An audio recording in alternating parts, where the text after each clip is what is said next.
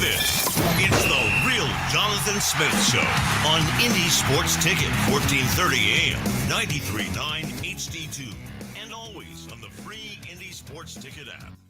What's going on? Welcome into the Real Jonathan Smith Show, fresh off of Selection Sunday. Thanks for tuning in. No matter how you're tuning in, whether that's YouTube, Indie Sports Ticket, if you want to head over there, subscribe, if you watch the stream there, you can jump in the chat and be part of the conversation. Maybe you're watching on Twitter, __ Jonathan Smith, if you want to follow me and watch the stream there. Tony East set to join the show coming up at 11 o'clock.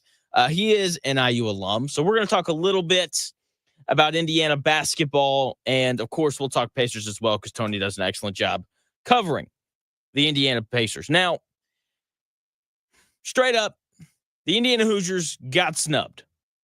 No way around it. They have a better resume for the NCAA tournament than North Carolina and Xavier. West Virginia probably does as well.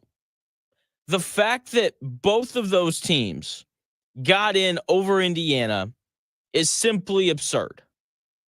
It is. It doesn't make any sort of sense. Like, the resumes aren't. They are close. Here's my argument for Indiana over Xavier and North Carolina, why they should have gotten in. Indiana has more quad wins than both of those teams combined. Indiana ended up going 4-12 in quad one games on the year. North Carolina finished 1-12 in quad one games, and Xavier finished 1-9 in quad one games. Indiana has 4 times the amount of quad one wins as both of those teams. And we can sit around here and we can say, well, Indiana just didn't win enough games. They just couldn't really seem to quite get over the hump against the Purdues and the UCLAs and that Northwestern game on the road and the debacle at the end of the Maryland game. Like, we can talk about that all we want to, and rightfully so, because if Indiana wins those games, then they're probably in. But North Carolina didn't beat anybody any good either, and neither did Xavier. Indiana's best win was on the road at Michigan State. Okay? On the road at Michigan State. That was Indiana's best win. North Carolina's best win is UCLA on a neutral floor. I would argue that I think everyone would also agree that Michigan State win on the road is better than North Carolina's UCLA win at a neutral site. Xavier's best win is at Marquette. Once again, I think everyone would agree that Indiana's win on the road at Michigan State is better than both of those wins. Okay? North Carolina beating UCLA on a neutral floor and Xavier winning at Marquette. Neither one of those wins are as good as Indiana's best win, which is at Michigan State. I would also argue that Indiana's second best win over Purdue at home is better than North Carolina's win on at a neutral site against UCLA, and is better than Xavier's best win at Marquette.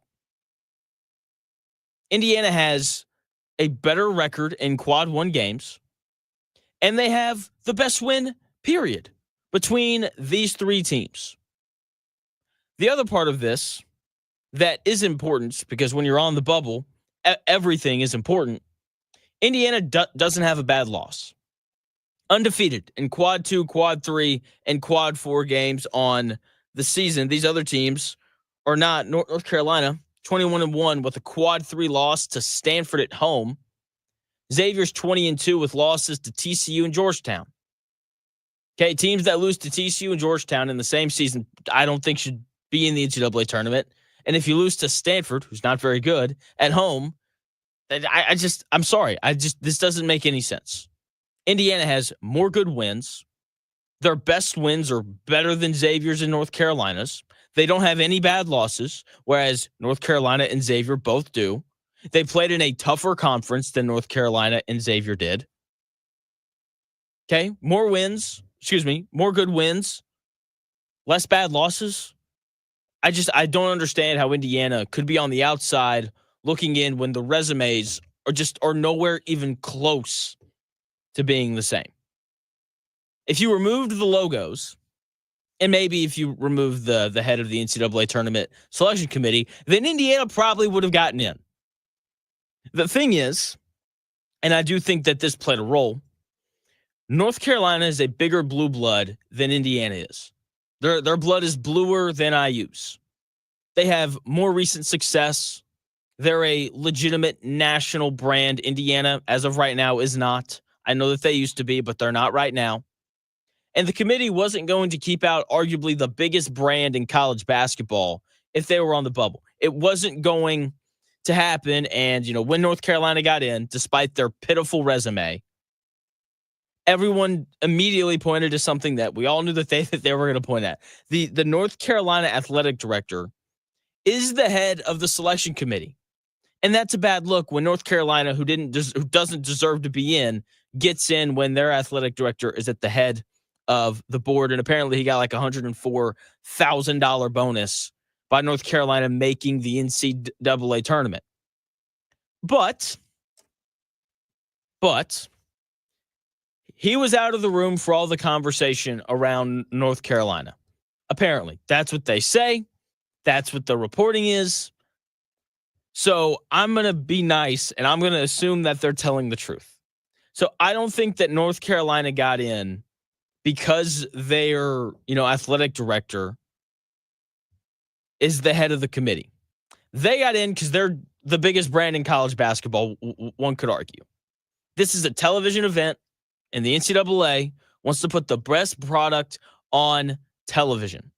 Okay, that means that, the big names that draw eyeballs get in. It's not a coincidence that they've got John Calipari and Bill Self matched up in the first round, with the winner probably going on to face Rick Pitino. That's not a coincidence. It's not. I think it's kind of funny that they set up Purdue as a 4 seed so they could potentially lose to a 13 seed again. Okay, North Carolina is currently a bigger brand than Indiana because they went to the Final Four 3 years ago. Meanwhile, Indiana hadn't been to a Final Four in over 2 decades. That's why North Carolina got in. They are the bigger brand. Xavier, however, this is the one that really bothers me because Xavier had no business playing in a weaker Big East conference than Indiana in the Big Ten. Indiana is the bigger brand than Xavier. And once again, Xavier won one quad one game all year. That's not a tournament team. It's just they're not. 1-9 in quad one games is a pitiful, pitiful record. With that being said, though, Indiana can't blame anybody but themselves. Okay? If Indiana pulls out 2 of these close games, then this wouldn't be any sort of topic of conversation. We'd be talking about Indiana going down to Lexington to play fill in the blank. Okay? Seriously, just pull out some of these close games. Don't lose to Northwestern on the road. Win that game against Maryland at home, which that's still probably Indiana's worst loss of the season, given the fact that they had that game in hand and then they run a terrible, baseline out of bounds play. And, Mackenzie Mbako standing at the free throw line with his hands up. That image was going to live in my head for forever. Pull out that game on the road at Purdue, the game of which you controlled 37 minutes of. Don't put out that terrible first half against Michigan because they came storming back in the second half of that game and they gave themselves a chance. It's like maybe if you break 30 points in the first half, you win that game. How about you execute down the stretch against UCLA at home, a game in which they only lost by 4. Close out 2 of those games and you're in. Win that game at Oregon, which you're up by 5 with I think like 2.5 minutes left to go in the game or something like that. I'm annoyed that Indiana got left out because they should have been put in. Their resume is clearly better than Xavier's and North Carolina's. I can't be upset, though, because Indiana blew so many games late. And that's what's going to be remembered about this season and about the Mike Woodson era in general. This team, just for whatever reason, and I'm going to tell you what that reason is here in a second, couldn't close games late. They never had the guards to do it. To close games in college basketball, you have to have good guards. And Indiana never had one during Mike Woodson's time at Indiana. Jalen Hood-Schifino was a highly touted recruit, got drafted 17th overall by the Lakers, but he underachieved during his time down there in Bloomington. Trey Galloway never developed into a great player. The other guards feel incredibly forgettable. Xavier Johnson wasn't very good. CJ Gunn, highly touted recruit, barely played. Tamar Bates didn't live up to his high recruit status. Anyone remember Christian Lander, another top 100 recruit that played guard that you and I don't remember? Okay, Indiana never had good guards under Mike Woodson, and that's why they couldn't close close games. The bigs were always good enough. Trace Jackson Davis was a really good big. I think Malik Reneau and Omar Ballo have they had some struggles this year? Yes, but for the most part, they have done their jobs. But the guards simply haven't been good enough, and that's why Indiana hasn't been able to close games, and it's why Mike Woodson's been fired. And, obviously now all the attention shifts to who's the next head coach going to be. Someone's going to lose, and then we're going to find out pretty shortly thereafter. Hopefully Drake loses, and then the next day Indiana officially hires Ben McCollum as their head coach. I don't know yet. We're still waiting around to kind of figure out who it is that they're going to hire. And all that I really care about for the next coach, I don't really care who it is. I just want whoever the next head coach is to have an excellent ability to coach great guards or the ability to recruit great guards. Either way, don't really care. Okay, you can have the best big man in the country, but if you don't have good guards, you're not winning anything. Sorry, Purdue fans, but it's March, so I have to bring this up. Purdue had the best player in the country in Zach Edey 2 years ago.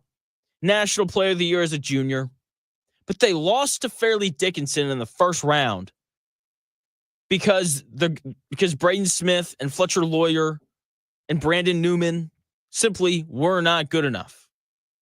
It wasn't because Zach Edey was bad. He played really well in that game. 21 points, 7 of 11 from the field, hit 7 of his 10 shots at the foul line. He also had 15 rebounds and 3 blocks. He wasn't why they lost that game. The issue was Braden Smith. He hadn't developed into a great point guard yet. If you don't remember, he had 7 turnovers in that game. He, Fletcher Lawyer, David Jenkins Jr., Brandon Newman, those guys, those 4 guards, didn't do a good enough job of helping Zach Edey. You have to have great guards to win in March and to close games late. Why did Purdue beat Indiana in West Lafayette earlier this season? Because down the stretch, Braden Smith was awesome. Trey Galloway and Miles Rice weren't. It's really that simple. You have to have great guards if you want to win in college basketball. And Mike Woodson was incapable during his 4 years here of bringing them in. Who are the best teams in the country? The teams that when you look at them, you say, you know what, this team is good enough to win the whole thing. Auburn, Duke, Florida, Houston, Alabama, Tennessee, and St. John's. I think those are the 7 teams that are going to be picked the most to win the NCAA tournament this year. What do every single one of them have? A great guard or experienced guards. Some of them have both. Indiana, in their 4 years under Mike Woodson, never had that. I do not care who the next head coach in Indiana is, but they have to be able to bring in great guards, or they have to be able to take average ones and develop them into being great guards. When you look at Matt Painter and the success that he's had at Purdue over the last 20 years, they've had several good to great guards. Obviously, Braden Smith, he's there right now. Lance Jones last year, he was pretty good. Jaden Ivey was a monster, especially his second year at Purdue. Carson Edwards was a good player. Dakota Matthias was a good player. When was the last time Indiana had a guard who was as good as any one of those players? Romeo Langford? a guy who never won anything. Was it Yogi Ferrell or Victor Oladipo? Those guys haven't been around in quite some time. Those were the Tom Crean days, as a matter of fact. Mike Woodson just didn't do a good enough job of bringing in guards that could control games late. That's why Indiana lost to Oregon this year. That, Jack Strawthorne kid, whatever his name was, he just got to his spot and scored. Same thing with the TJ Bamba kid. The lack of guard play from Indiana is why they haven't been good. That was the biggest issue during the Mike Woodson era, amongst many other issues. So whoever Indiana brings in next, just make sure that they have the ability to bring in guards that can really play, because you're not winning in college basketball if you don't have them. Now, while Indiana is at home once again watching the NCAA tournament, Purdue, they're dancing.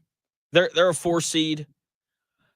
They're in a tough side of the bracket, though. That's their issue. Yeah, it's going to be brutal for Purdue. And I'm going to tell you why when we come back here in about 4 minutes.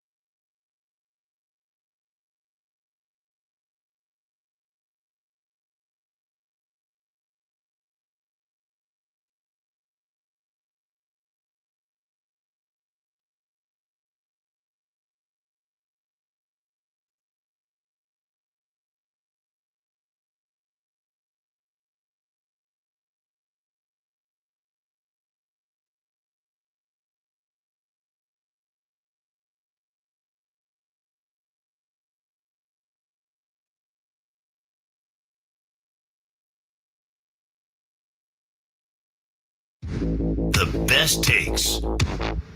Maybe. The Real Jonathan Smith Show on Indy Sports Ticket 1430 AM, 93.9 HD2, and always on the free Indy Sports Ticket app.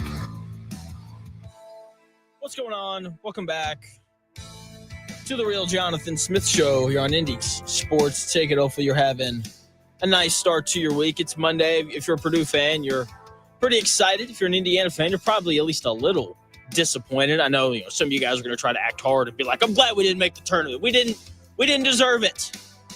Whatever. Everyone wants their team to make the tournament. Okay. Bad news for Purdue, though. You're in a brutal section of the brackets, and I honestly don't see how you guys get past the Sweet 16. Seriously. I would be very surprised if Purdue got that far. Or to the Elite Eight, just to kind of be clear. Because they're going to open with High Point, which is kind of a brutal draw because High Point's one of the better mid-major schools out there. Okay, the fact that Purdue, is only an 8.5-point favorite in that game to open is kind of revealing of this High Point team is legitimately good at basketball. Okay, I'm not going to sit here and try to act like I've watched High Point play a lot of basketball this year. I haven't. Okay, but with that being said, the fact that the Purdue is only an 8.5-point favorite, I do think is pretty telling as to how good of a basketball team High Point is. Okay, so they're playing them to open, and and then from there they play Clemson. Okay, now the interesting thing about Clemson is the ACC, the best teams in the ACC, with the exception of Duke, because I think it's obvious how good Duke is, how talented they are. Here's my thing with Clemson. If Clemson plays Purdue in the second round, which, according to seeding, that's probably what's going to happen. If Brad Brunell can't beat Purdue in the second round of the tournament, he should not be allowed to become the new head coach at Indiana. Okay? So there's that. But they're probably going to play Clemson. That's a game that they can probably win. I think that they would win, honestly. And then from there, they would have to play Houston. And Houston is going to eat Purdue alive. Okay? The reason why Purdue will get beat in the NCAA tournament, probably against Houston in the Sweet 16, they just don't have enough gas. They don't. They are overly reliant on Braden Smith and Trey Kaufman-Renn, and I get it. If you want to be reliant on any two players in the country, why not have it be the best point guard in the country in Braden Smith and one of the 10 best power forwards in the country in Trey Kaufman-Renn? But when you play against teams like Houston, who are incredible on the defensive side of the floor, those teams are going to swallow you up, especially when they're big and athletic and physical like Houston is. Okay, so I expect them to get their doors blown off if they make it to Houston. And if for some reason they don't play Houston, then they're going to look up and probably have to play Tennessee or probably Tennessee, who would do the exact same thing to them. So in terms of the higher seeds that, Purdue might have to play if they even make it that far, because part of me wouldn't be surprised if they lost in the first round or if they lost in the second round. If they even make it to those higher seeds, those are really tough matchups for them. I think that they probably would have rather ended up in the eastern side of the bracket, because then if you make it to, the Elite Eight or the Sweet 16, then you see Duke and then probably Alabama, two teams that are obviously awesome. But with that being said, they're just not as physical and overwhelming on the defensive side of the ball as some of these other teams that we've seen. Now, in terms of big, full, legitimate predictions, who do I think is going to win the whole thing? I have not filled out my bracket yet. But I can tell you who I'm going to pick to win the whole thing. I'm picking Duke. Auburn, too emotional. It's really weird. Auburn's the oldest team in college basketball by a pretty substantial margin. They're older than the Oklahoma City Thunder, which is still bananas to me. The issue with Auburn, though, is despite them being older, They're still immature. They're overly emotional. Their players play with too much of an edge, and that will ruin them at some point. They're going to commit a technical foul at a bad spot, or they'll commit a flagrant that'll cost them. Like they're going to do something stupid at some point. That is my holdup with Auburn. It's why I'm not going to pick them to win the whole thing. Now, look, they're going to win games. They're probably going to end up in the Final Four or something like that. Okay, so Auburn, they are too emotional. That's why I don't think that they'll win the whole thing. Florida, they take too many threes. And they're not a great three-point shooting team. They're a good three-point shooting team. You know, they're hovering around 35% from three on the season. That's 88th in all of college basketball. And they're taking like almost 33s a game. It's too many. Okay? It is. And they're going to have a game where they don't shoot the ball very well, and that's what's going to cost them. Now, they look like an SEC team through and through. They are big. They are athletic. Okay, Walter Clayton, the third or whatever his name is, like he's been one of the best players in college basketball all year this year. He has been. Like they have the horses to do it. Florida, more than good enough to win the whole thing. But they're going to have a game where they don't shoot the ball very well from three. And what happens then? That is what I am curious to see. Okay, I feel the same way about Alabama. Okay, like they've got, they went to the Final Four last year, played UConn better than anyone else did because they are an excellent offensive team. But they're not a very good three-point shooting team this year, like barely at 33% on the season, taking close to 33s a game. They're going to have a game where they don't shoot the ball very well from three. And what happens then?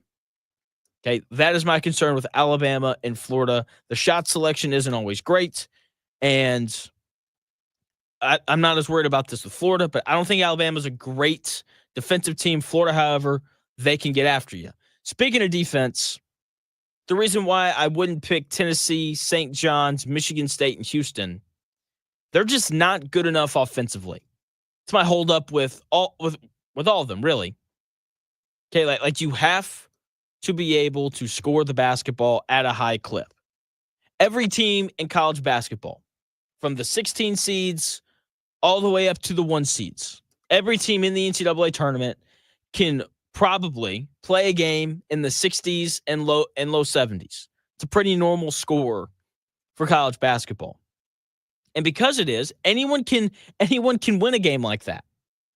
Okay, the good thing about Florida and Alabama is they're not going to lose. Like the chances of them getting upset are pretty low because they're going to play games in the 80s and 90s because they're just great offensive teams. That's the holdup with Tennessee, St. John's, Michigan State, and Houston. They are not good enough offensively. They just don't score enough. And they're going to run into one of these high-powered offenses, and we're going to look around and be like, oh, wow, they lost by 10 because they couldn't break 70. That's what's going to happen to Tennessee, St. John's, Michigan State, and Houston. Duke, especially with Cooper Flagg, they check every box, every single one. They're one of the best shooting teams in the country. As a team, they shoot 39% from three. That's an incredibly high percentage. They can score on the block. They can throw it into Cooper Flagg, who can get a bucket whenever he wants and pretty much however he wants. And if you double him, he's an excellent passer. Okay, he is the most talented player in college basketball. I know that he has missed a couple games, but I don't think he'll play in the first round of the NCAA tournament this weekend because he rolled his ankle, and Duke doesn't need Cooper Flagg in order for them to beat whoever they end up playing because they don't even know it. It doesn't matter. Either way, whoever Duke plays, whether Cooper plays or not, like they're going to crush whoever they play. So he's going to miss 3 games. That should hopefully be enough time for him to heal up that ankle. They got him doing all the stem cell treatments, and then they'll have him back for all of their tough games. Okay, so Cooper Flagg being the best player in college basketball is a big deal. It's part of why I'm picking them to win the whole thing. They're one of the best three-point shooting teams in the country, 39% from three on the year. They can get a bucket inside with Cooper Flagg or any one of their 3 7-footers They're huge, so they can rebound with anybody. And also because they're huge, they're going to get stops on the defensive end of the floor.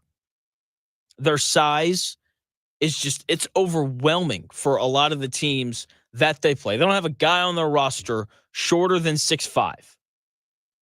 Okay. And because of that size and athleticism, they're freakishly athletic as well.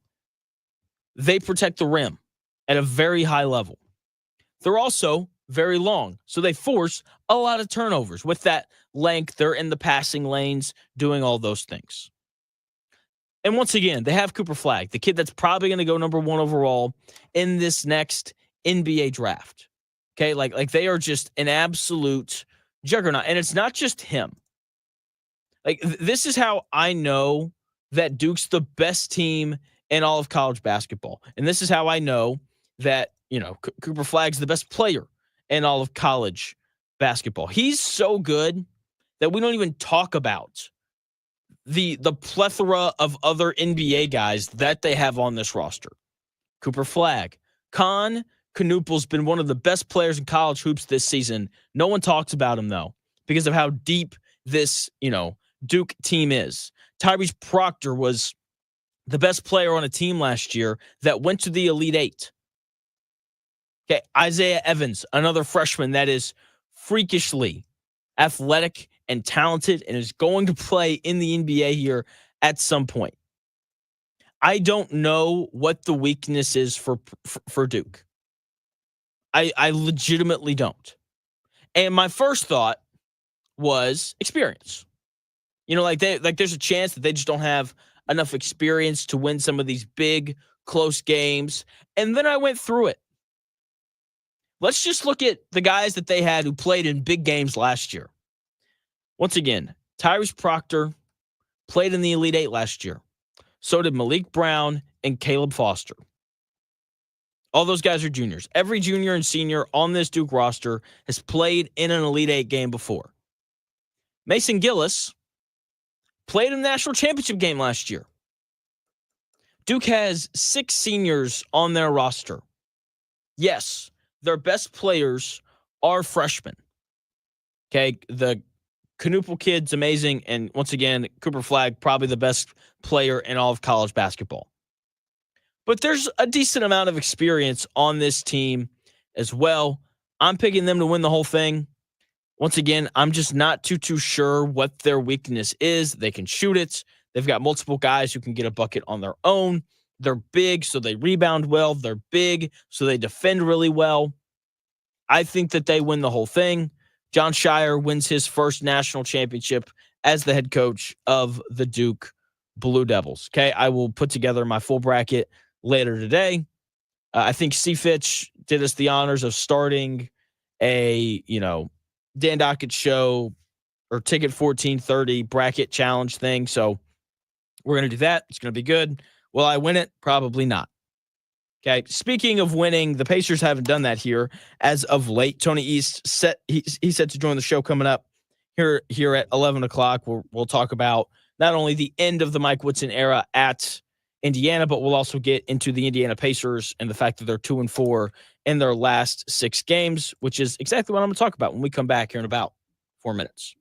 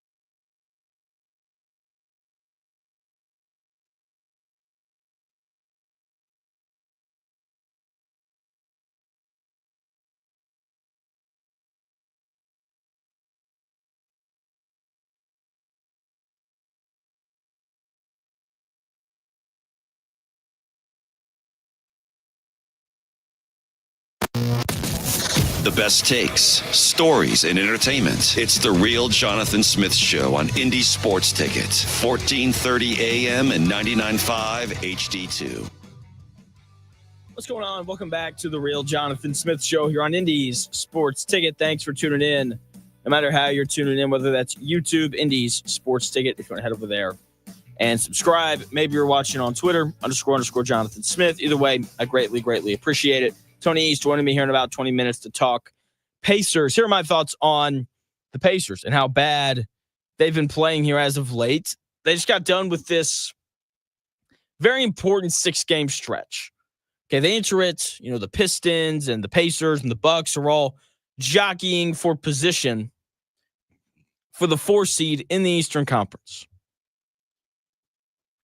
There were several winnable games in there for the Pacers, and they didn't win them. They go 2-4 during this 6-game stretch where they lose to the Atlanta Hawks twice, and you can say, oh, well, they didn't have Tyrese Halliburton. Yeah, I know, but that's no excuse for losing to the Atlanta Hawks. 2-4 during that stretch. The Bucks, they lost to them on the road. That is an acceptable loss, even though the Pacers really needed that win because that would have given them the tiebreaker over Milwaukee for the season, but now they don't have that. They lost to the Bulls on the road. You can't be losing to Josh Giddey and the Chicago Bulls. Okay, that can't happen. I don't know what it is about this Pacers team. I'm going to ask Tony East when he comes on here in about 20 minutes. But they can't beat bad teams. This was an issue last year. It's been an issue this year. They struggled on the road with the 76ers when like half of their roster was out. They shouldn't lose and struggle with teams like that. And because they can't beat teams like the Hornets or the Bulls or the Hawks, they're currently the 5th seed in the Eastern Conference standings. They're half a game back of the Bucks for the 4 seed, and they're, I think, a full game ahead of the Detroit Pistons. Now, they can still grab the 4 seed. Will they? I don't know. I would probably bet against it. But as of right now, the good news, if you want, good old glass half full, the good news is they have the 17th hardest remaining strength of schedule in the NBA. Now, the Pistons and the Bucks have significantly harder schedules than the Pacers do. Okay, the Pacers, once again, only a game back of, the Pistons, only a game back of the Pacers. They have the 9th toughest strength of schedule remaining, and the Bucks have the 12th toughest strength of schedule remaining. They lost last night to the Oklahoma City Thunder. Okay, so the Pacers still have a pretty decent chance at earning the 4 seed. We'll talk to Tony East about this coming up here at 11 as to the likelihood of whether or not the Pacers end up grabbing home court advantage for the first round before they, head off to play the Cleveland Cavaliers, where they will probably get swept because the Cleveland Cavaliers are really good this year. And, all that the Pacers have to do is beat some bad teams on their schedule. So they play a good team tonight. The Minnesota Timberwolves, who've played really well over the last month, they're kind of starting to figure things out. This is the Timberwolves' second night of a back-to-back, though. They beat the Jazz last night. So Pacers on the road at Minnesota tonight. This is a winnable game for Indiana. Will they win it? Who knows? Then for the rest of this week, it should be, a pretty easy stretch. Wednesday, they get the Mavericks here at home. The Mavericks are, I don't know if you've seen this story or not, but due to salary cap rules and all the injuries that the Mavericks have had, they may actually be forced to forfeit games this year. So that is a game that they should undoubtedly win. Thursday, they play the Nets at home. And then Saturday, they play the Nets at home again. They should win all 3 of those games. That's what should happen, but they won't. Because for some reason, the Indiana Pacers are incapable of winning games that they should absolutely win. And it's going to cost them seeding. That's what's going to happen. They're going to wind up as the 5th seed or the 6th seed even, maybe, because of their inability to beat some of these lesser teams in the NBA that are currently trying to lose, by the way. So we'll see. Once again, Tony East, he's joining the show here in about 15 minutes or so. We'll talk a little bit of Pacers. Now, I've had a take that I've been wanting to kind of get into here for a while. And, over the weekend, I was trying to figure out a Colts segment to kind of continue to talk about free agency, but the Colts haven't really done anything. I think at this point, we're all just kind of waiting for the NFL draft, which happens in about a month.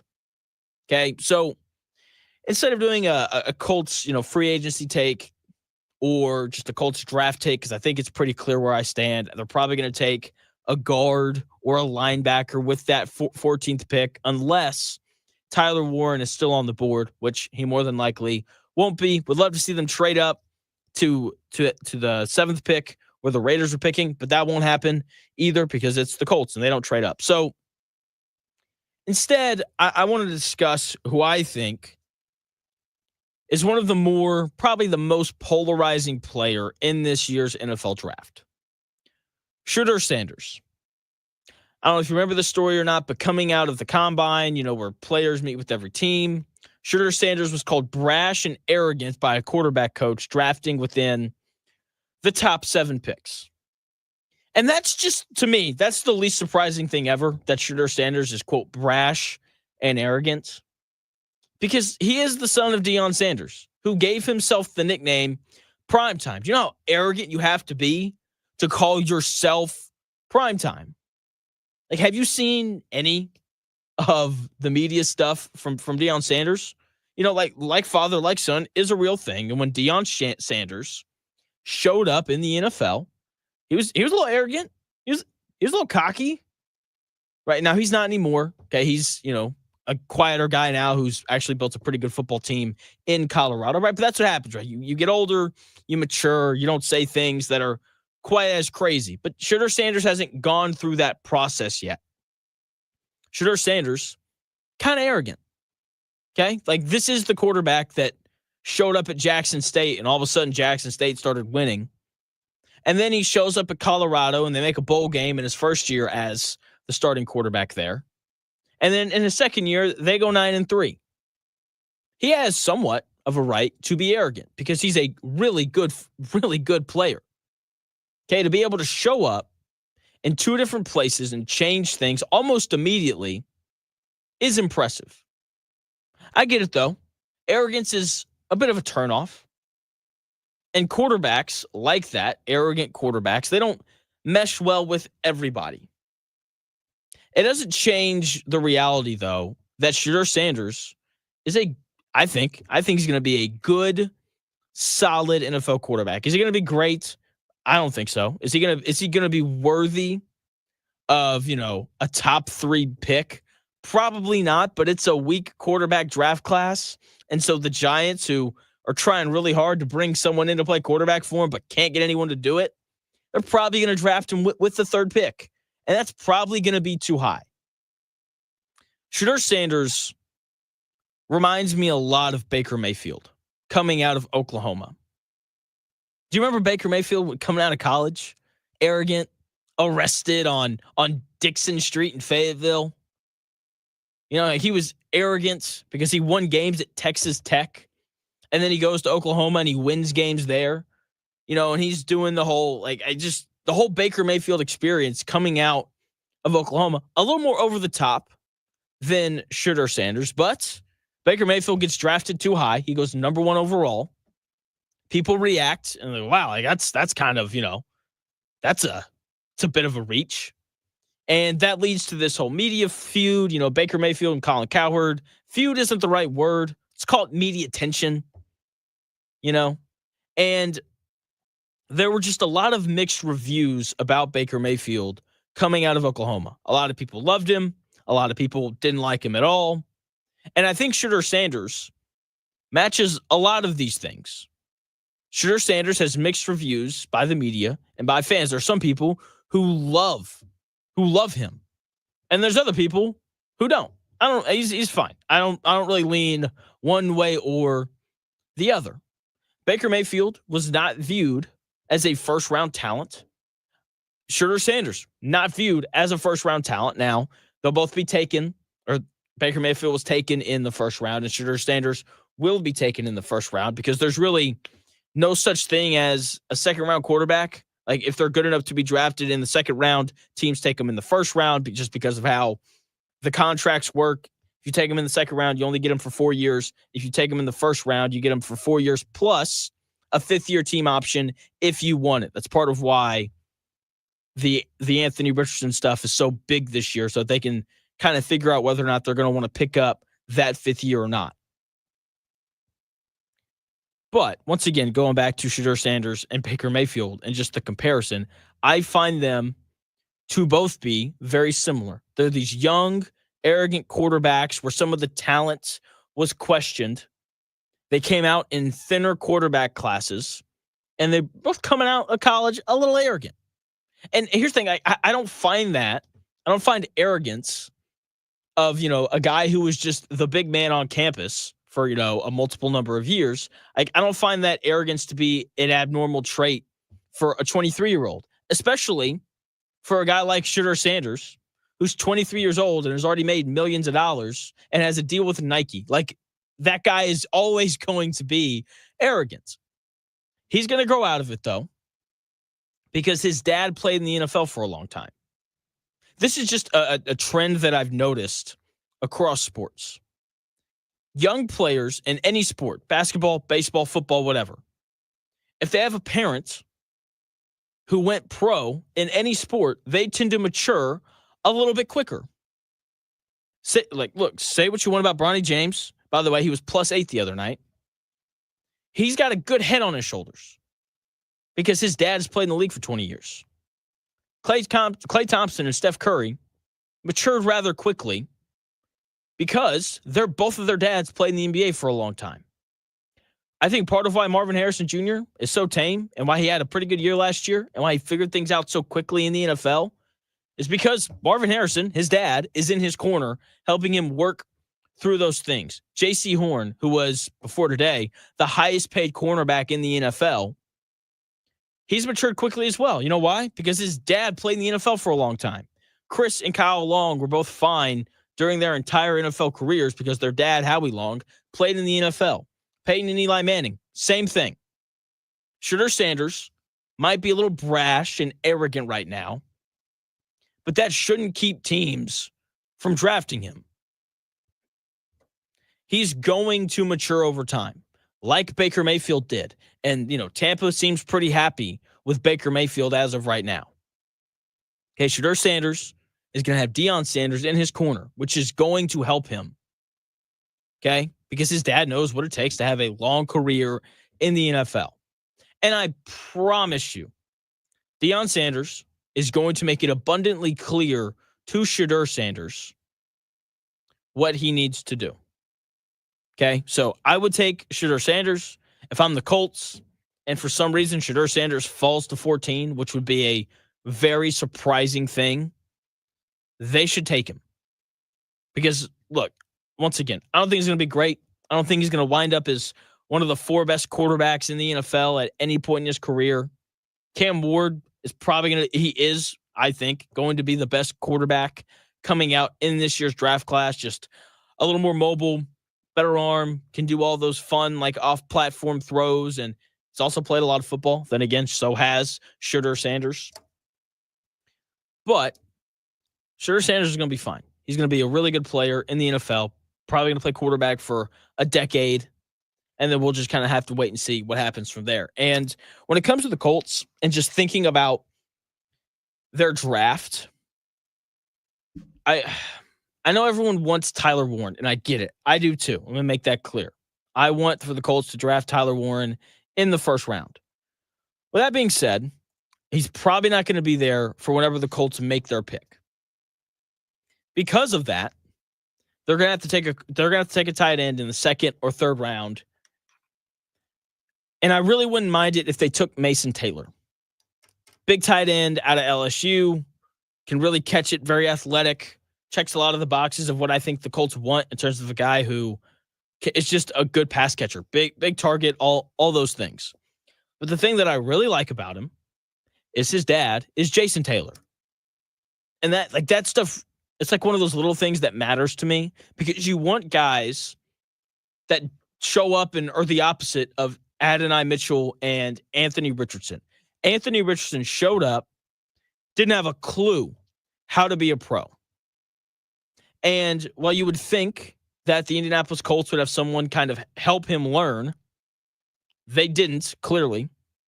But you bring in a guy like Mason Taylor, whose dad is in the NFL Hall of Fame. He immediately has someone in his corner helping him be a professional, helping him know how to blend in the locker room, helping him know how to go about his daily business as a pro. Because the last thing that the Colts need are any more immature rookies. Like, if I'm the Colts this year, I'm drafting dudes that are older, like 23, 24, especially in the later rounds when, you're probably not drafting starters.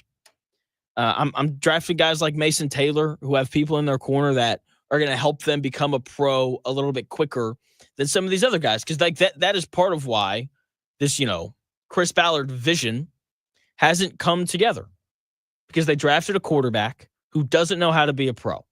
So whoever they draft, with that 14th pick and with every other pick that they have in this year's draft, I just want them to draft guys that know how to be pros. And Mason Taylor, being the son of a guy that played in the NFL for a long time, he's going to show up and know how to be a pro. That should be something that the Colts are looking for this year. The Pacers, they're looking to get back on track tonight. They're going on the road to take on the Minnesota Timberwolves. Anthony Edwards and all those guys. Should be a really fun game to watch, between two young stars and Tyrese Halliburton and Anthony Edwards. Tony East of Locked On Pacers, he's going to join the show to talk about that game and some other Pacers stuff when we come back here in about, 4.5 minutes.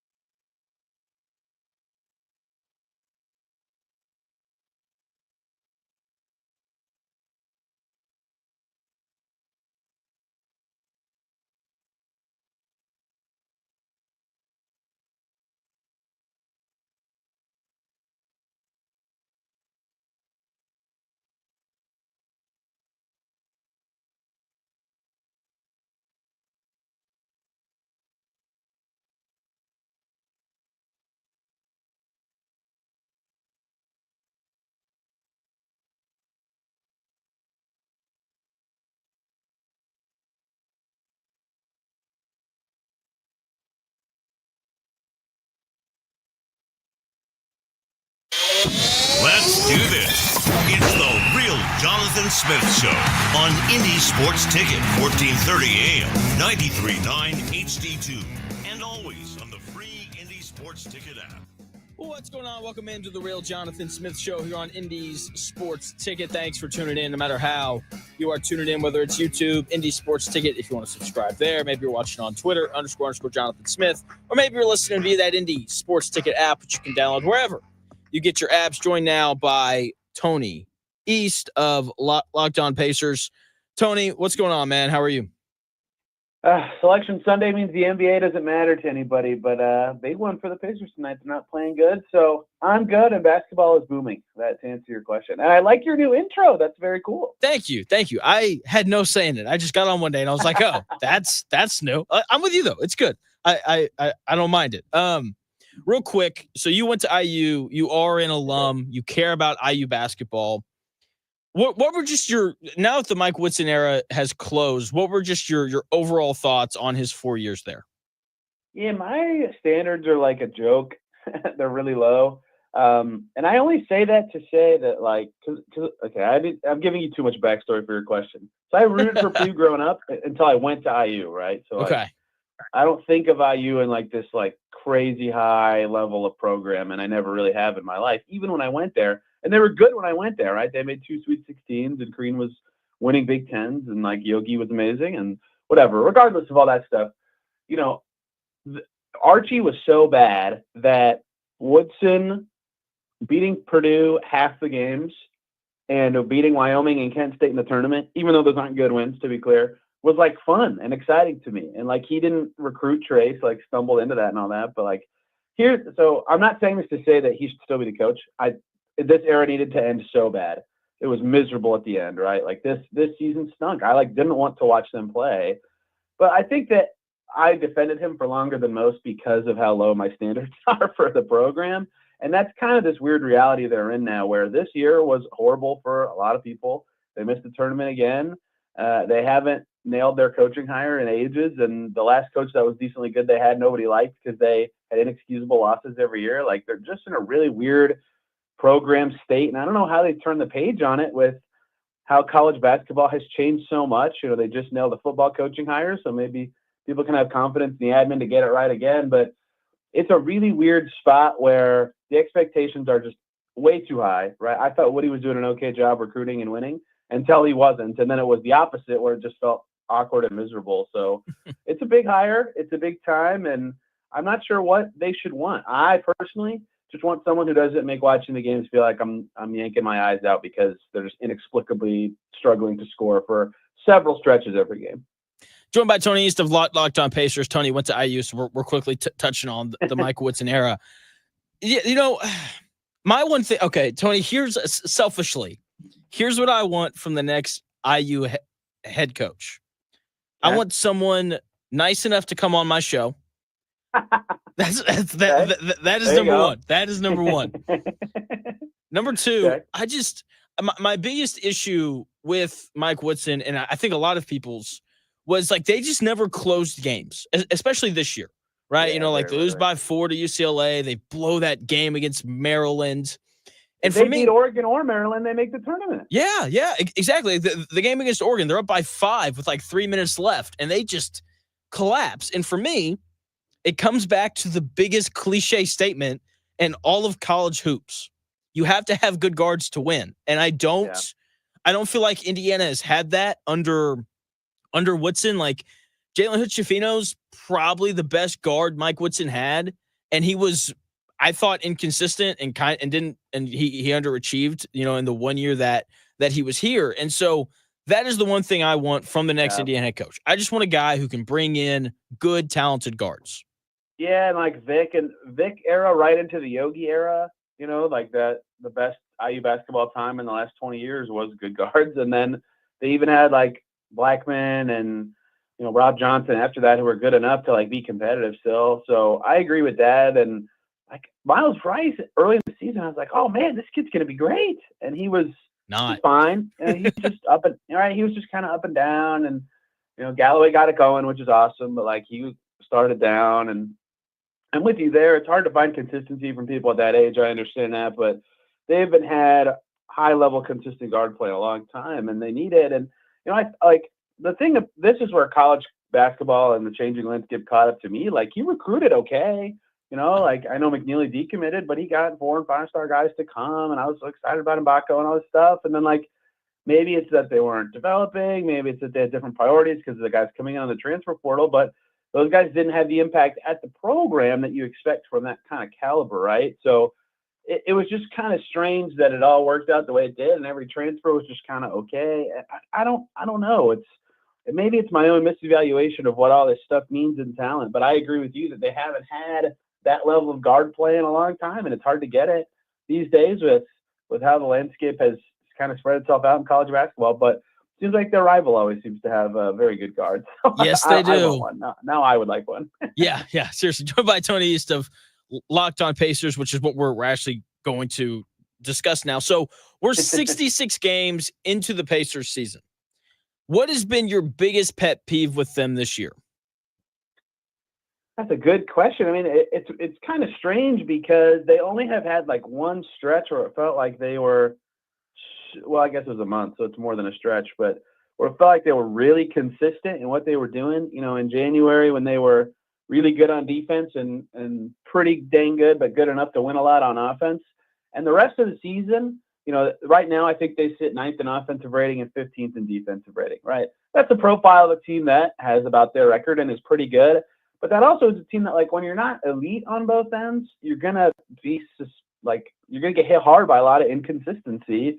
And that is really what has struck me about their season is outside of January, even when they're healthy, they've kind of been all over the place where some nights you think, wow, man, like these guys are good. Maybe this will be a corner turning stretch, right? Coming out of the All-Star break, they just smoked the Grizzlies and then smoked the Clippers. I was like, whoa, maybe the time off really helped. They're going to look great going up. They've won 3 in a row, and then Denver beat them, and they've been kind of wobbly ever since. And then recently, dreadful in Chicago, 2 losses in Atlanta where they had fourth quarter leads, just played Milwaukee, and we're down almost 20 points in both halves. Their bench was like, might as well just been you and me out there. Like, it was horrible, right? And, I feel bad saying that. Like, they're obviously NBA players, but minus 34 in 11 minutes is what it is.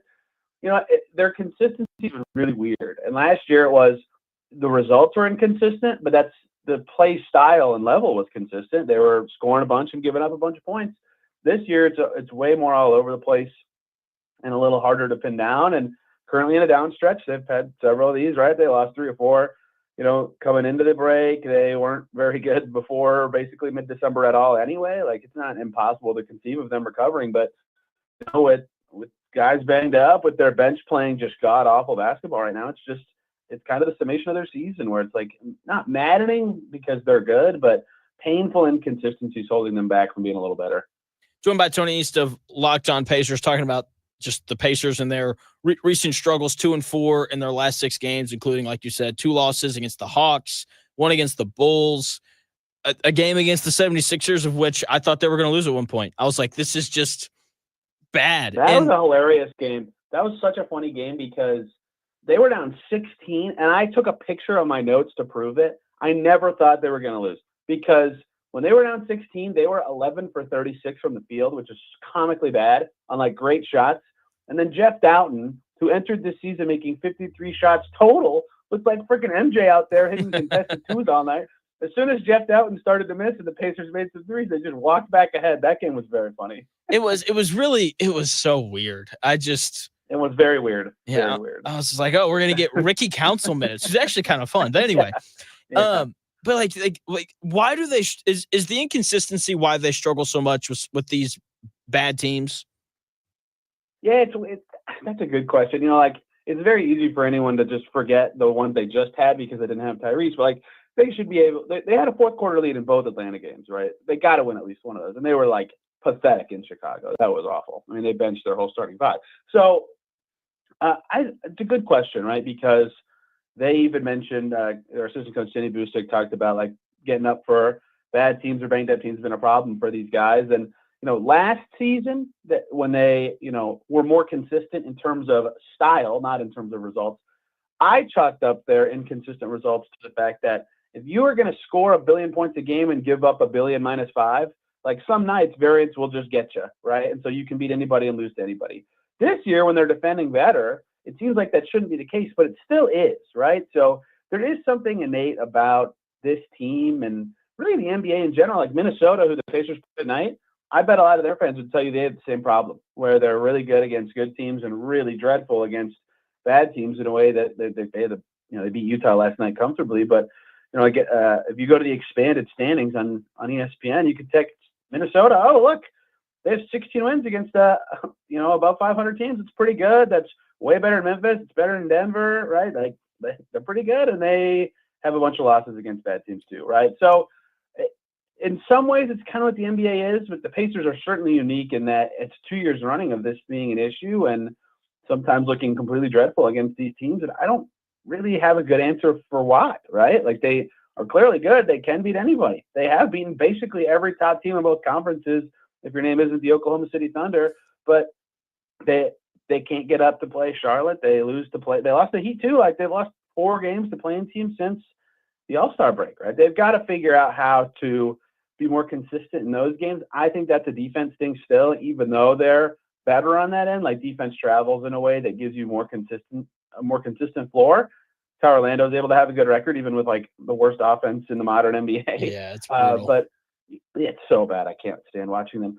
But I think improvement on defense is the answer, but it's just kind of head scratching that a team with as much talent as they have that's, possibly going to host a round of the playoffs struggles with these under 500 teams like consistently. Joined by Tony East of Locked On Pacers, talking about the Pacers' struggles here in the past couple of weeks. So I don't know what you do, Tony, but there's some nights where I just I'll go to bed and I'll lay down for whatever reason, can't sleep. And so I'll do this thing where I call it like a reset. And so I'll get up, I'll go do something for like 5 minutes, and then I'll go back to bed and see if I can fall asleep. It usually works. So last night, can't sleep. So I get up, I get on my computer, and like any normal human being, I go to basketballreference.com. And I pulled up, Siakam's season. You could make an argument he's having the best year of his career. Like he's not averaging the most points of his season, but he's shooting the ball really well from 3, and he's just very efficient. Why has he been so good all year? Consistency, I think, is what is the case I usually make. I agree. This is maybe his best season in terms of putting everything together. Like none of his stats are career highs. You're right about that. But the fact that he's making threes at this level, almost 40% still this deep into the season, that might be real. But to me, the thing, and this was the case I made for him being an all-star too, is consistency, right? He's played tonight. He's going to not play in Minnesota, but he's played all 107 games for the Pacers in the regular season since they traded for him, and every playoff game. And like, how often does a game end and you say, "Oh, Pascal Siakam wasn't good tonight"? Like, does that ever happen? Right? He always hits a certain level. He only has 7 games this year where he shot under 40% from the field, and in several of those, like a Charlotte game, like their win against the Clippers at home after the All-Star break, he was awesome on the glass instead, right? He found another way to help. He had 5 assists in a win over Washington where he was 5 for 16. So he very rarely has inefficient nights. Meanwhile, he is very, very, very routinely between like 45 and 55% shooting. So the thing that holds him back from being like true superstardom is the same thing. Like he only has 4 30-point games. He never goes crazy, but he is going to be right near 20 points every night. He's going to get you your rebounds, regardless of who's guarding him, what the scheme is, or what he's asked to do. And I think that is so valuable for the Pacers. Like, even when they stunk to start the season and they were 10 and 15 or whatever, he was good. He was like their only good player at that stage of the season. And then they got good as a team. And guess what? They're getting the same contribution from him. That consistency matters a lot. Like, coaches love consistency, right? That's a big part of why Rick likes him and can play him so much and put him with any group. And they've played him with second units all the time because their bench stinks and they need a star to carry him. Great, it's Siakam. But he's just been so good in every way this year on both ends too. Like I think he's a little overrated as a defender, honestly, but he's the only guy that size who has any sort of positive defensive value for the Pacers this season. So he's in their best defensive lineup. So when you can shoot and you're one of the best forward defenders the team has, and you very rarely suck, and you're probably their best positional rebounder. I mean, he just carried them on the glass and win, against the Bucks like on Tuesday. that's so valuable for this Pacers team. I wondered how the fit would look when they traded for him, just because he doesn't seem like a guy who would crush in a high-paced environment, but boy, doesn't he. He's been so good for them, and it's every night, man. He never stinks. He doesn't. And you're right. Like, he's just like, I know every night he's going to get me 20 and 8, and that's really good from who should be the second best player on your team. And while he is super consistent, Benedict Mathurin is not. Why has he been so up and down? Like, he had 30 the other night in that second game against the Hawks, but every other game in like his last 7 or 8, he's like barely broken into double digits, if he's even gotten into double digits at all. Why has he been so bad here as of late? Yeah, when he went to the bench in mid-February, he had the first 3 games he played at the bench, he was awesome. 18 against New York, almost 30, I can't remember exactly what it was, against the Wizards, and then they played Memphis coming out of the break, and he was pretty good. And then he had 3 rougher games in a row, and it turns out, as he would then later admit, like, he was playing hurt for a little bit for that time and needed to get right. So I wondered what he would look like returning. And the first Atlanta game you mentioned, he had 30, was his first game back. I thought, oh boy, he's about to go crazy. And then has been pretty pedestrian since, with his best game being a 5 for 12 night for 17 points. And it's very weird, right? Because he went 2 for 3 from the field on Saturday in Milwaukee. Like, that's fine. And that was the worst defensive game he might have ever played. I mean, he got Taurean Prince, destroyed him on a drive. It wasn't even close. And I was like, what was that? What did he even try? And I don't really know what to make of that. There's a reason he only played 11 minutes and 54 seconds. And some of this is him getting caught with bad bench groups. And some of this is he's been really struggling to make the shots that he's shown he can make of late. Like in Philly, he was 1 for 7. In Chicago, he couldn't make a thing.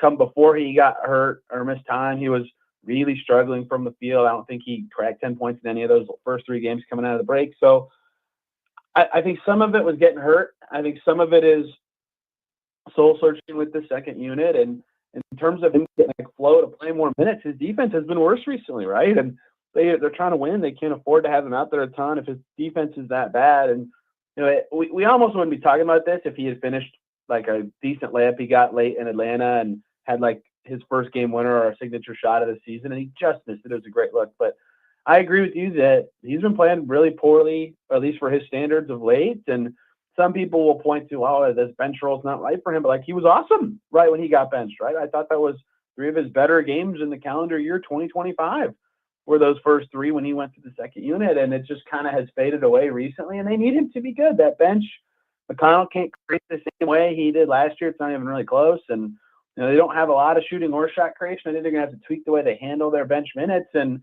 one way that they could just naturally get better is one of the guys who has the ball all the time starts putting the ball in the basket, right? He's had some better passing moments of late, but when he's this inefficient, his defense is this bad, they can barely play him. And they haven't. He's played under 15 and a half minutes the last 2 games. Joined by Tony East of Locked On Pacers. Does Benedict there's some nights I watch Mathurin play, and he just doesn't seem to fit with how the Pacers want to play stylistically. Do you notice that sometimes? No, I totally agree. I mean, that has been his career by one sentence. He is very good at, Ben Matherin's over there. He gets the ball and he turns and he looks at the rim and he sees where all the defenders are and he figures out if he can make a move or if he should jab step or if he should take a jumper or whatever, right? And at Arizona, he was great at that. Rookie year with the Pacers when they were an under 500 team, he was great at that. That's great. That's a good skill to have. However, the Pacers want to lead the league in passes, and they do. And they want to keep the ball flying around, and they want all their players to be moving around. They want their offense to flow. Get off the ball as soon as you catch it or make a move, right? What does Greg Popovich call it, the 0.5 second rule? Yeah. Right? It's that, but with a lot of passes. And so some games, Mathurin looks like he's got that, right? The Atlanta game, he had 30 points. That was great. He also had 5 assists, including a one-handed lefty dart to Ben Shepherd in the corner that on 3 that didn't go in. His decision-making in that game was quick, but that's where I have always felt like the Pacers and Mathurin are working together to kind of blend what makes Ben Mathurin good, which is being able to score in tough situations and being a good on-ball defender when he's engaged, with what the Pacers need him to be, which is a quick decision-maker, a catch-and-shoot 3 guy, and a creator at times, and a much better team defender. And that's never really come. That's a different conversation. And so, yes, there are some games where, especially without Halliburton, when they don't have that part of their identity and their pace is a little slower, he looks really good. Him and Siakam carry them in those games. But a lot of the time, there are 8 or 9 players playing in the Pacers rotation that are playing the style and moving the ball and executing what the Pacers want, and there's one who isn't, and it's Mathurin.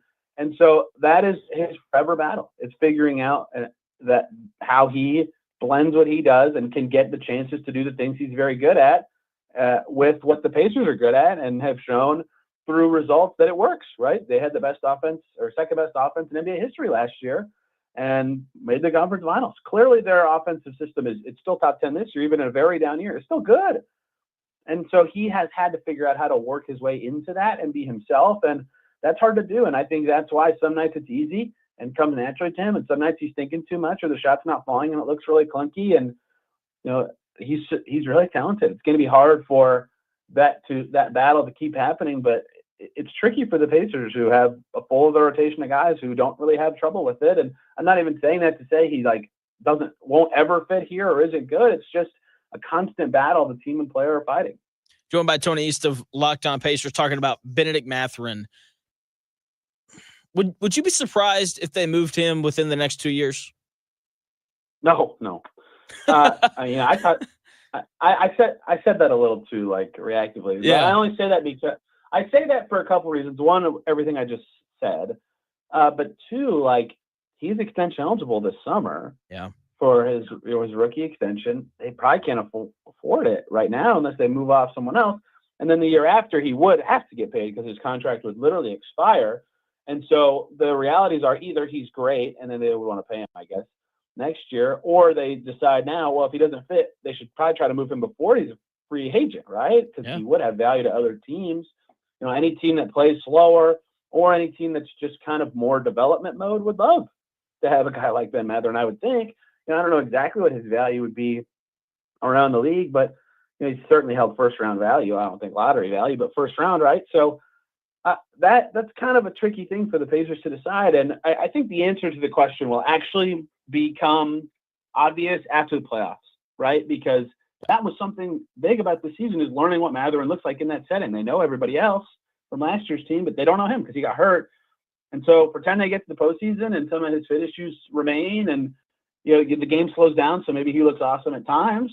Whatever everyone comes out of the playoffs feeling about him, his fit, and how he can help the team win on that stage, I think that will truly answer the question. But just from a fit and salary cap perspective, it seems like the answer is probably, sometime in the next, maybe not even 2 years, maybe 12 months. There's 2 transaction cycles between now and then. So we'll know more in a month and a half when they're playing or have played in playoff games. But I've been thinking about that basically since their last summer is what's their next thing? And just given the way his contract is and how his career's kind of gone, it seems like him and, one other ill-fitting bench veteran would be the next kind of packages they look at. Yeah, it'll be interesting. I think, you mentioned how he plays better when the game's a little slower.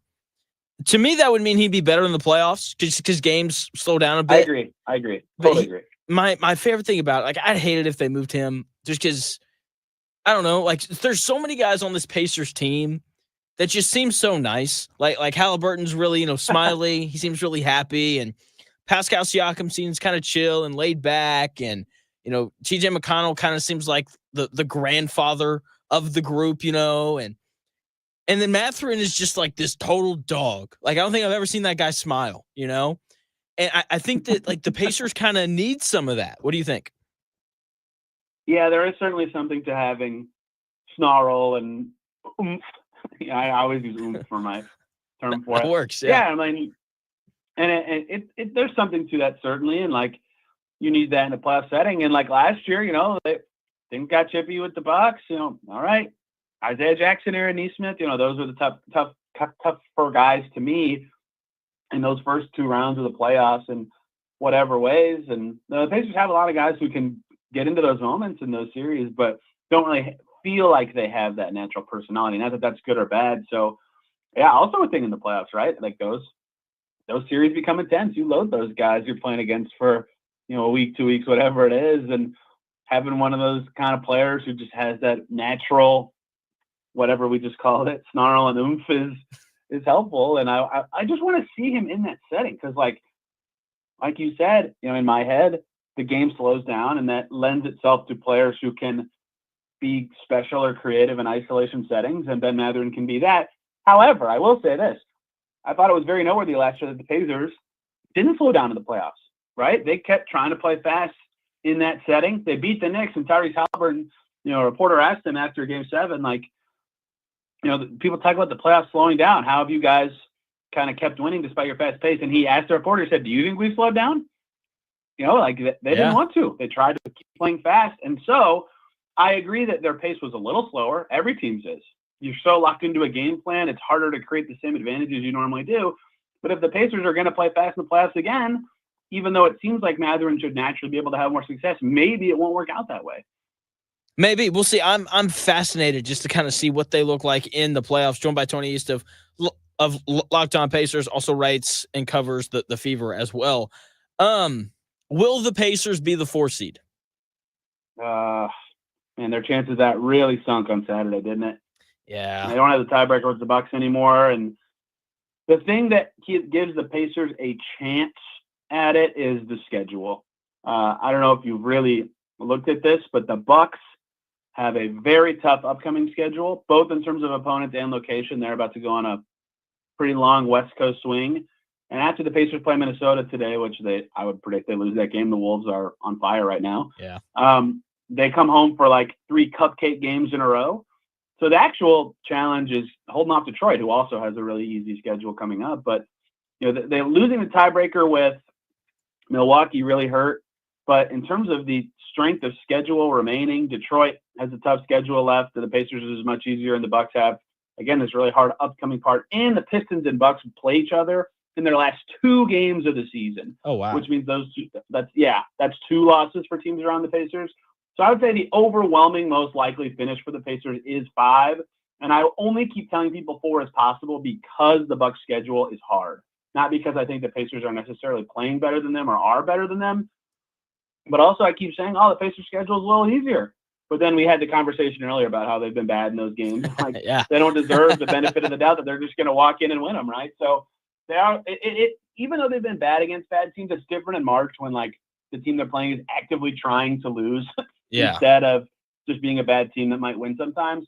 So they'll probably still clean up against the tanking teams, and they still have a shot at 4. But I would say their chances of getting the 4 seed dropped from, let's say, 60-ish before that Bucks game to 25, losing on Saturday.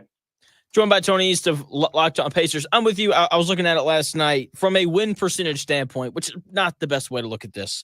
The Pacers have the 17th toughest schedule remaining. The Bucks are 12th, and the Pistons are 9th. But at the same time, it's really kind of easier for, I think the Pacers, it's a little easier. Like they have the Mavs, not today, but I think on Wednesday. And, yeah, are the Mavs going to have to forfeit a game by then? I mean, my Lord, they are screwed. They are, this well, they're screwed. They're screwed, which is fine. Lose every game the rest of the way, and hopefully grab VJ Edgecombe or someone like that in the draft. We'll see. Last thing for you: should the Pacers want the 4 seed? Yes, I think that should be their dream seed. Is 4. I get what the question is because of the way the playoff bracket is, and Cleveland is ridiculous, man. They could win 70 games. They're not going to, but they could. It's a weird field this year. If I'm the Pacers, my first priority in the playoffs is home court advantage, right? Regardless of the bracket, because they didn't lose at home until the conference finals last year. They proved how big of an advantage that was last year, and Halliburton has been much better at home and on the road this year, right? I think that is huge for them. Even if it was they're going to have to play the Celtics and the Cavs, in the second and third rounds, which they would. I would, regardless of what any matchup or bracket break would be, I would want 4 as the Pacers. I also happen to think, this might be wrong. I just said the Cavs could win 70 games. I don't know how you sit on this. I still think Boston's going to be tougher to beat in the playoffs than the Cavs. Maybe that's just because they have the championship pedigree. So also being in the 4 or 5 means you're not in the Celtics side of the bracket, or in the Pacers case, the Knicks, and that also could be a tough kind of rivalry-ish series. So I think being the 4 and 5 is like very valuable over being the 6 seed. And because I think that, naturally you don't want to be the home team in that series. So yeah, I think pushing even, I get why you're asking the question. Like lots of people are asking this. The Cavs are so good. Like if you can duck them, maybe you should try, I guess. But I think 4 is the dream seed for the Pacers this year. I agree with some of it. Like I agree that I'd rather play Cleveland than Boston because, but barely, right? That's so. I mean, they're both. So tough. I know who. Look, I'm picking the Thunder to play Boston because I just think that Boston is going to make things impossible on Darius Garland defensively, and I think that's going to be the difference in that series. I think part of me kind of would prefer the Pacers to be the 6th though, because I don't think they're beating Cleveland or Boston, and I'd rather play the Knicks than Milwaukee. Oh, I didn't think of that. Maybe they haven't fared well against either this year, right? And it's tough.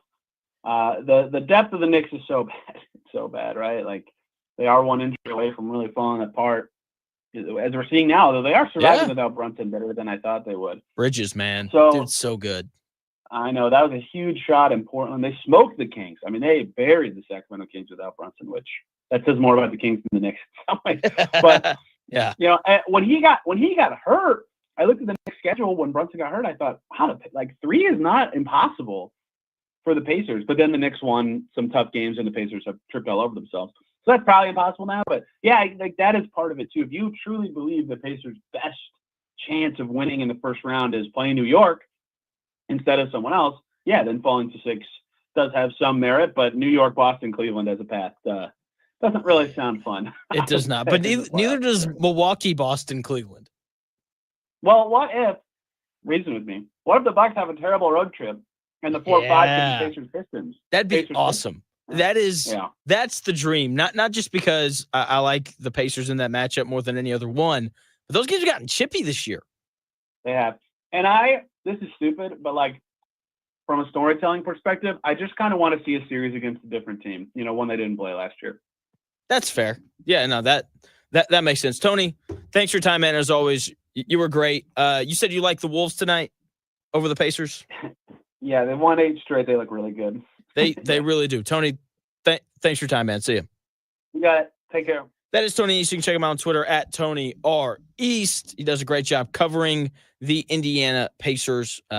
As always, when we come back here in about 4 minutes, we're going to talk a little IU basketball. What's next for them coming your way here in about 4 minutes?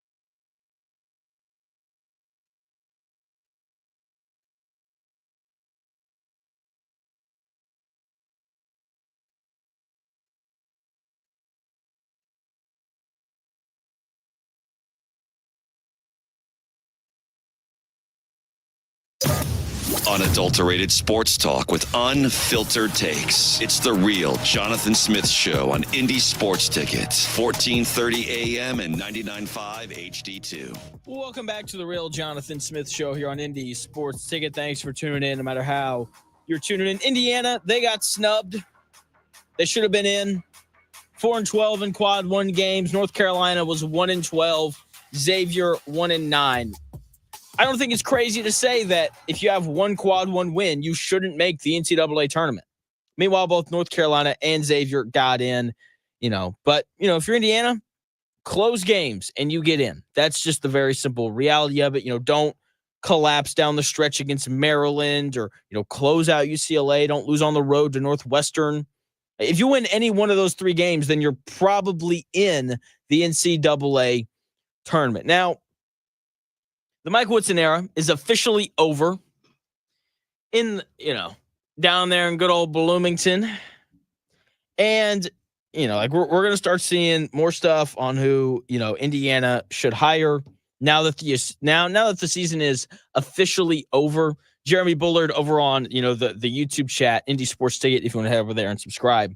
He thinks it's going to be DeVries or McCollum, with the other one ending up at Iowa. I don't know who they're going to hire. Okay, I don't know. I got to be honest. I don't care who it is. There's just two very specific things that with this coach that I want to happen. First and foremost, I want them to come on my show. That's number one. Okay, number two, I just want whoever the next head coach in Indiana is to have the ability to bring in or develop guys into great guards. Indiana hasn't had good enough guard play these past couple of years. It's why they haven't been able to close games. That, to me, is going to be the most memorable part of Mike Woodson's time as the head coach in Indiana. Their inability to close games late. And you have to have good guards in order to be able to do that. Sorry, Purdue fans, but it's March. I think today's actually the 2-year anniversary of it. It might not be, but let's just say that it is. Purdue had the best center in the country 2 years ago. The most dominant college basketball big man we've seen since Shaquille O'Neal. 2 years ago, they lose to Fairleigh Dickinson in the first round because their guards were not good enough. Zach Edey was good in that game. 21 points, 7 of 11 from the field, hit 7 of 10 from the free throw line. He had 15 rebounds, blocked 3 shots. He wasn't the issue. The issue was Braden Smith hadn't developed into a great point guard yet. He had 7 turnovers in that game. Braden Smith, Fletcher Lawyer, David Jenkins Jr., Brandon Newman didn't hit shots. And they didn't do a good enough job of getting Zach Edey the basketball in that game. They also turned it over 16 times as a team. Once again, 7 of those coming from their starting point guard. You have to have great guards if you want to win in college basketball. Who are the best teams in college basketball this year? Teams that people legitimately think can win the NCAA tournament. Auburn, Duke, Florida, Houston, Alabama, Tennessee, and St. John's. I think those are the 7 teams that people are looking at, thinking that they're good enough to win the whole thing. All of them, every single one. Every single one of them either have a great guard or experienced guards, whoever. Indiana, in the 4 years under Mike Woodson, have never had that. Never. They've never had great guards. Okay, I do not care who the next head coach for the Indiana Hoosiers is. I just want a guy who can get the guards to play well, especially down the stretch when you need them to close games. When we look at Purdue, who's had a lot of success these last 2 decades, they've had good guards. Braden Smith, Lance Jones, Jaden Ivey, Carson Edwards, Dakota Mathias. Okay, like they've had good guards come through that program, and they've won a lot of games because of that. When was the last time Indiana had a guard that was as good as any one of those players? Romeo Langford, a guy who never won anything. Yogi Ferrell, Victor Oladipo. Like it's probably one of those two guys. And that's all the way back when Tom Crean coached here. Indiana hasn't had great guards, and that has been why they've lost these games, especially games that have been close. And the next head coach has to fix that issue. The reason why Indiana lost to Oregon on the road at Oregon is because TJ Mamba and that Strawthorne kid down the stretch got big buckets for Oregon. Indiana did not have that. And that's ultimately why they lost. It's why they lost at Northwestern. Okay? Like the guard issues have been pretty prominent throughout, Mike Woodson's time here at Indiana. Okay? Jalen Hood-Schifino, probably the best guard that he's brought here. Fun fact, they were, a 5 seed that year, or whatever, or 4 seed, excuse me. They lost to 5th seeded Miami that year. And it's not surprising. The year that Mike Woodson had a legitimately good and talented starting point guard, he had his best year. Every other year, the guards have been lacking. Miles Rice didn't live up to the hype. Trey Galloway never developed. That has to be fixed with whoever winds up being the next head coach at Indiana. And that's their biggest issue. And it has to be fixed by whoever they bring in next. Because you're not winning in college basketball unless you have good guards. Something that everyone that watches college basketball knows. Purdue, though, they have a good guard, a great one, really, the best point guard in all of college basketball. When we come back here in about 4 minutes, man, Purdue got a tough draw. A really, really tough draw. I'm going to tell you why when we come back here in about 4 minutes.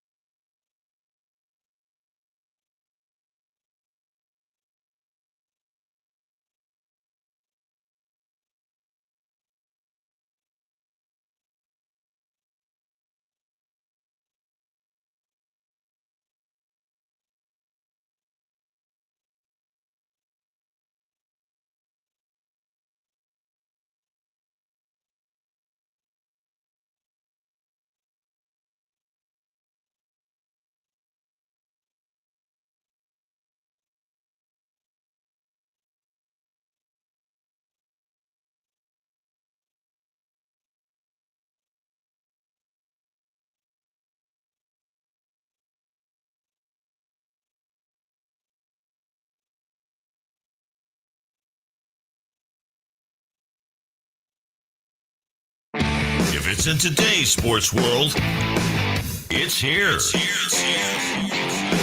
The real Jonathan Smith Show on Indy Sports Ticket 1430 AM, 93.9 HD2, and always on the free Indy Sports Ticket app. Welcome back to the real Jonathan Smith Show here on Indy's Sports Ticket. Thanks for tuning in, no matter how you are tuning in. Fun fact for you. I just saw this. Oh, I'm going to have to go find it. Jeff Goodman had an interesting tweet. 2 of the top 5 teams in college basketball this year in NIL did not make the NCAA tournament. One of them being Indiana. Who's the other team? If you're in the YouTube chat, Indy Sports Ticket, I'll give you a second to respond, and then I will let you know. Purdue, though, despite not being top 5 in NIL like the Indiana Hoosiers are, they still found a way to not only make the NCAA tournament, but to be a 4 seed in the NCAA tournament. And I think that feels right, just given kind of their resume. Beat a lot of bad teams, struggled with some of the better ones. But, still a good team, best point guard in the country, one of the 10 best power forwards in the country. Good team. They're opening with High Point.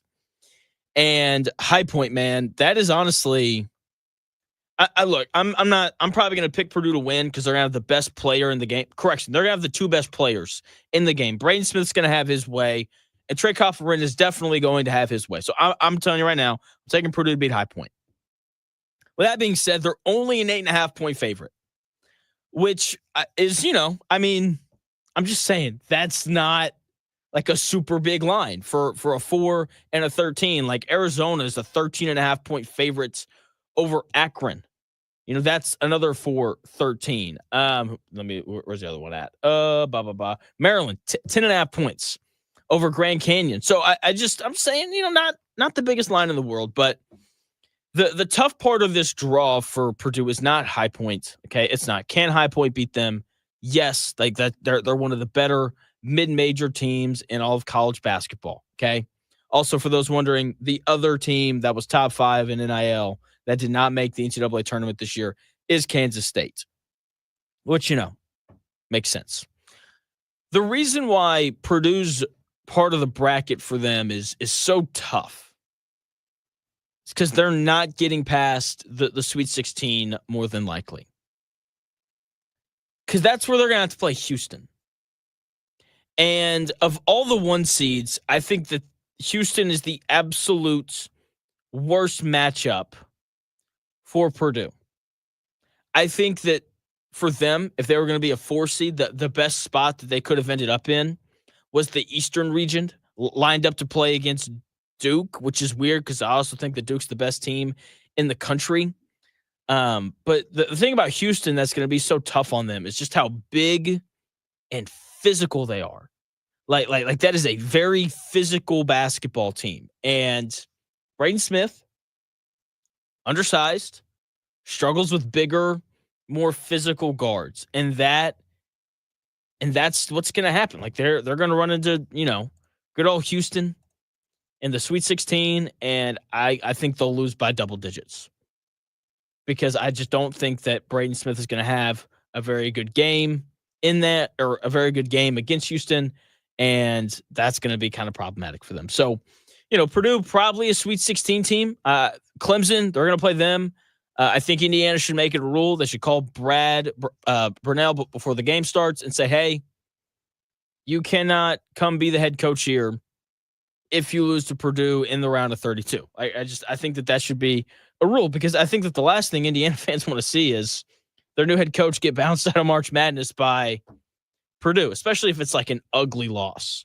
Okay. I think it'd be kind of funny if Indiana had a deal lined up and then, Purdue beats Clemson by like 30.